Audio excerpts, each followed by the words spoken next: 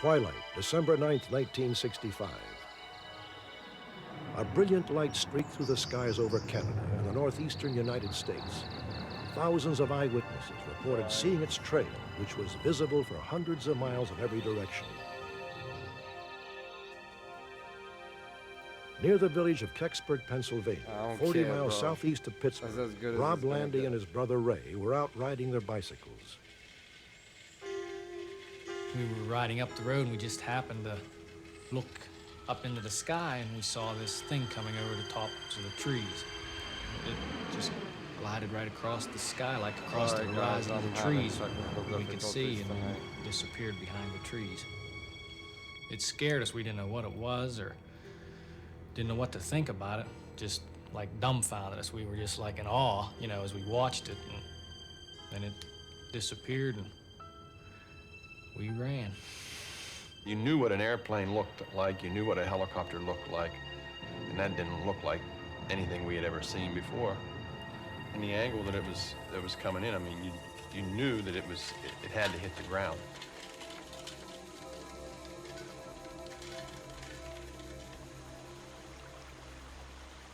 Three miles away, another local boy, Randy Overly, also saw the object.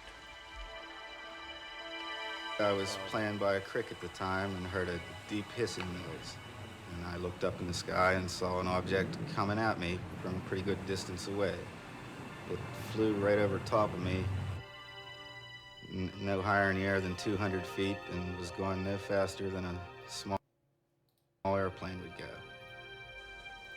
I'm done trying to do it. Nearby, Nevin and Nadine Kalp were playing outside when the object flew overhead and apparently crashed in a wooded ravine half a mile away.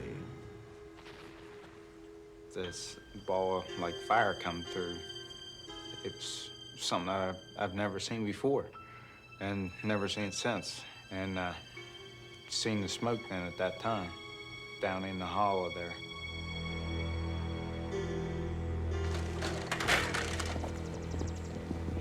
With a strange object, that ravine was the end of a long and highly visible trajectory. That's what But they for the do. residents They of cover Kecksburg, it up. Pennsylvania, the mystery They was just cover it beginning. up. The government be covering up. For the next 25 Robert years, Stagg, townspeople legend. would That's a grapple legend with a right perplexing there. question. Go follow me on Instagram.com. What fell from the sky that Jonathan December _Quest. night? SoundCloud.com. Dozens of people, most of them still all that alive good today, were eyewitnesses. For the first time, 10 of them have agreed to come together, make their identities public, and tell the story of a night that they will never forget. Now, Myra, will you turn on the radio, please? After Nevin and Nadine Kalp returned home, their mother heard an emergency appeal on the local radio station. Okay, we're back. Now this just in. We got a report of a downed plane in the Kecksburg area. State police have asked that anyone with any The radio information at all- said something had been sighted, and they were calling all around trying to find out if anyone had an airplane or something missing. So I called in and told them it was no airplane. It was just a small piece that had fallen off an airplane because smoke had came up from the area where it landed, and I said it burned up. Well, it landed right out here near my farm. Yes, it did. The radio announcer thanked Frances Kalp for the I information. love that man's voice. I ain't She gonna hung front. up and put the matter out of mind.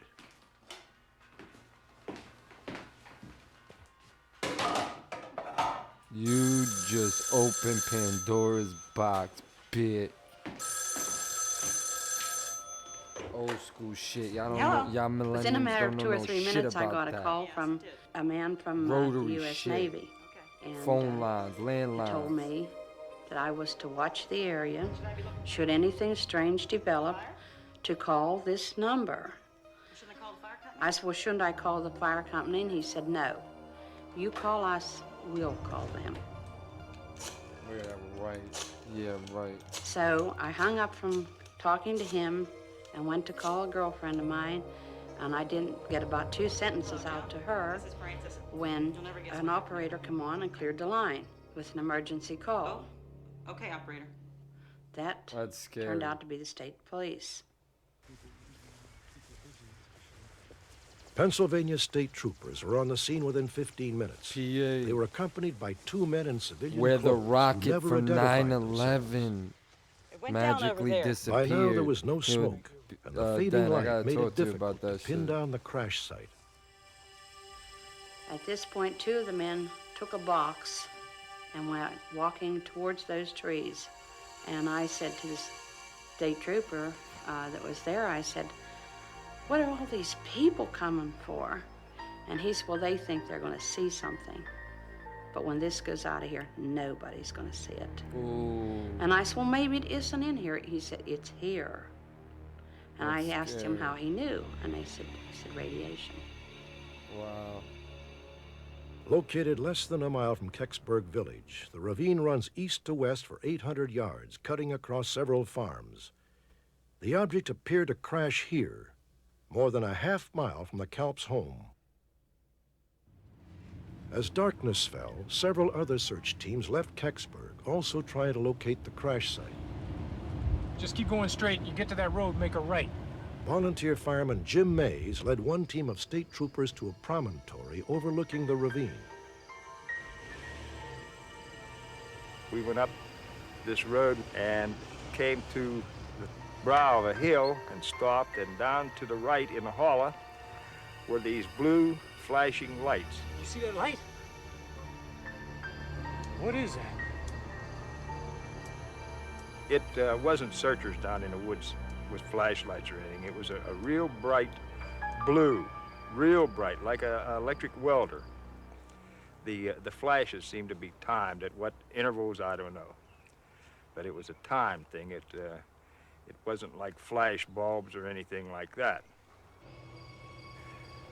At that point, the troopers decided to close the area off, close the roads off. So he brought the 2 of us that was with him back to the fire station.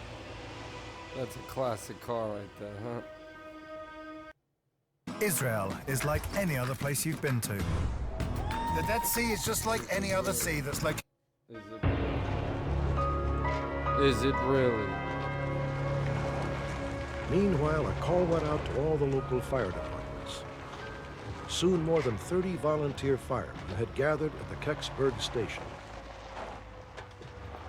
Okay, guys, listen up. There's a plane down over the hill. Now, we're going to split up into quadrants. We'll have teams of 3 men, all right? Mansky, Bill, you come with me. Right.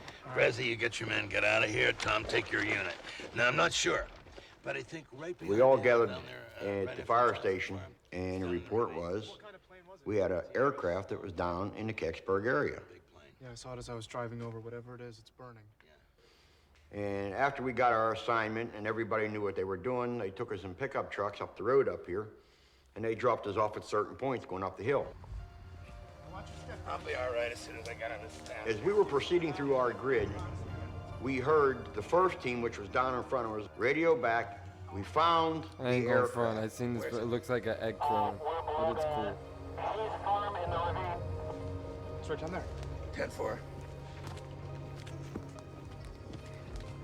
Well, man, we booked out of ours and down through over the fence we went, down into the woods, and we got there.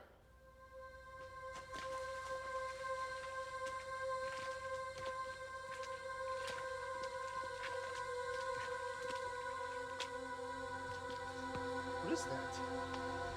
I don't know. Here was this humongous metal object, half buried in the ground, about 6, 7, 8 foot around, and it was every bit of 8, 10, 12 foot long. And to me, the object looked exactly like a fresh acorn that you pick off of a tree. There was no wings, there was no motors, there was no propellers. There was no identification whatsoever that was identified as a aircraft that I would know. There was a bumper on the bottom part of it. On that bumper, there was what I call, it looked to me like the ancient Egyptian hieroglyphics. It was markings like stars and shapes and figures and circles and lines. And what it was, I don't know. To this day, I've never seen anything like it. I've studied the ancient Incas, I've studied the ancient Aztec Indians, I've studied the Egyptians. I've looked at pictures of Russian writing. I've looked at pictures of Polish writing. I've looked at pictures of Hebrew writing. Nothing. Nothing that resembles it. Chinese writing? No. So we're all standing around this thing, looking around, checking and everything, and wondering what in the heck it could be. And finally, here come two men down through the woods. There we Gentlemen, go, the you must cover-up leave the area. begins. The site is quarantined. And they took one look at the object and immediately told us to leave. They said, this area is now quarantined. We are in charge. We're taking command. Get out of here. So we start walking out of there, and down through the woods, here comes military.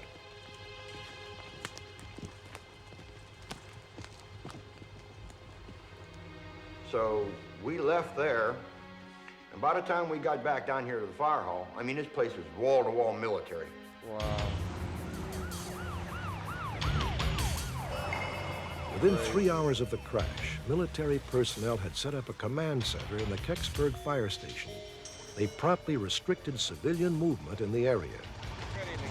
We need this building here for a temporary tactical headquarters. With your permission, of course. You have phones here? Can we see where they are? It seemed like they were on the scene immediately. Whatever. I would imagine there was in a neighborhood of 25 to 30 military. At the time, it seemed like that they were really anxious to get into the scene of whatever may have been. An hour later, the military authorities also commandeered a farmhouse near the ravine.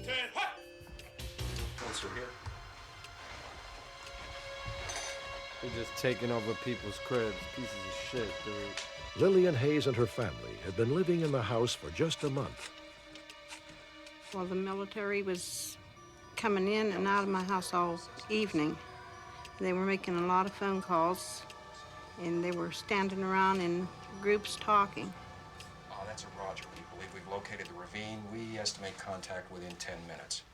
I have no idea who they telephoned. There was no calls turned up on my bill. Wow. NASA put them on standby and let the Pentagon know what's going The on. village of Kecksburg, with a population of just 250, appeared to have been invaded, first from the sky, then by the United States military.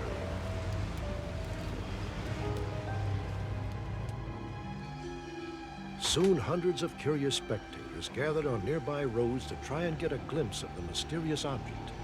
19-year-old Bill Weaver was among them.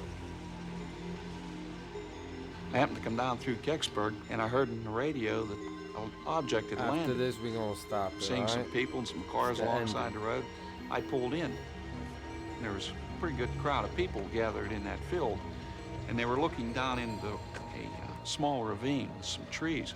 Hey, what's going on down there? I looked down in there myself. I seen there was something down in there that had bright lights on it, but I couldn't see the object itself. Sometime later, I seen a box truck, a van-type truck, pull up there. There were some men come around the side of it. They were dressed in moon suits, we called them at the time, and they had a light-colored box, I'm guessing roughly 5 foot square. They carried it down into the ravine. Pandora's box, like I said. The box Bill Weaver saw seemed too small to hold the object itself. Was there someone or something inside the object that the military wanted to remove? Please, don't be alarmed. Everything is Before under long, control. an Army officer appeared on the scene. He ordered the crowd to disperse. Thank you, but you'll have to leave the area now.